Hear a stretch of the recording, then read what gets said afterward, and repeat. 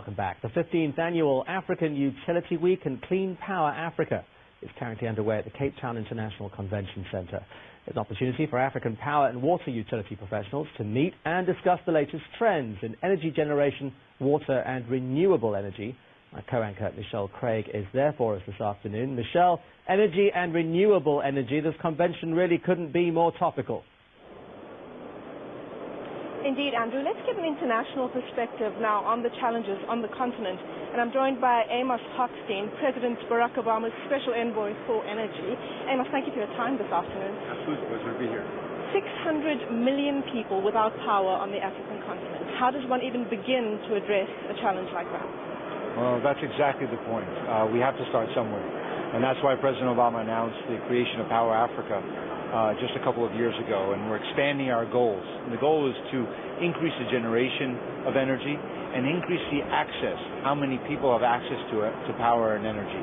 And we have to take into account that we're in a revolutionary time in energy around the world, and Africa is really poised to take advantage of these technological advances and the changes in the energy landscape.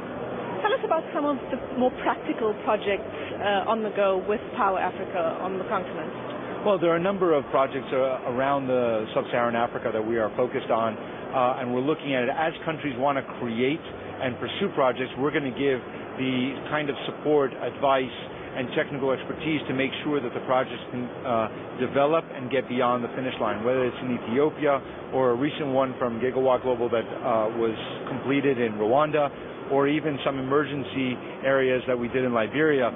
We're looking at the full scale across the continent. Any country that wants to move forward and needs the technical expertise, the transaction support to be able to get there. But we have a long way to go. We have to change the mindset of what is the role of government and what is the role of the private sector in order to be able to maximize the enormous amount of investment that is going to be required to make a difference. So there's a paradigm shift needed in thinking about how governments work with the private sector? Absolutely. I think the role of the government really needs to be to create the kind of investment enabling environment so that the private sector says, I want to come and I want to make that investment. We're looking at it not only from the traditional sense of oil and gas and coal, but also from the perspective of renewable energy. We have more and more new technologies coming online, and they're cheaper today than we ever thought they would be at this point. So how do we take advantage of that? By changing the policies, changing the regulatory environment, changing the laws, allowing for companies to come and invest, learning lessons from around the world of what has worked elsewhere and implementing it here. And that's what we would like to do in working together. It sounds like incredible plans. It must carry quite a hectic price tag. Absolutely. Nothing is free. But it's worth it. It's the kind of investment that I believe will generate the economic growth that we're talking about. Look, any company in the energy sector that you talk to around the world, and you ask them, where would you ideally like to invest? They say Africa. Because the point of the challenge, the depth of the challenge, is also the opportunity. If you have this kind of an enormous challenge with economic growth projections that are so much greater than anywhere else in the world, why not invest here? So if we can figure out a way to take the barriers away from the investment, I think we can see not only achieving the goals that we set forth for ourselves, but exceeding them quite significantly.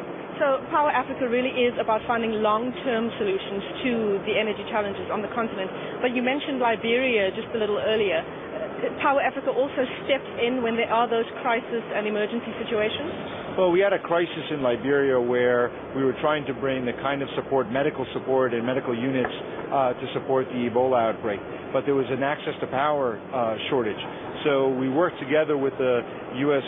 government teams that were working on the health side to be able to bring 17 generators and step in and do that at a rapid pace and immediate response to have the kind of power needed to be able to stem the Ebola outbreak. So we can step in on the emergency side and bring that. But what's important is to really focus on the long term and how do we also work with governments. You know, instead of thinking about it, every country developing their own distribution, their own generation, how do they interconnect with their neighbors? I don't have to make everything here. I can buy it from my neighbor. So how do we create that interconnection, interoperability between countries and among regions so that we can think about it in the way that we did it elsewhere in the world? And again, I think I'm very optimistic about what the opportunity can be. Amos, thank you very much for your time this afternoon. And as you can see, collaboration also key, even when international players do step in to help on the continent.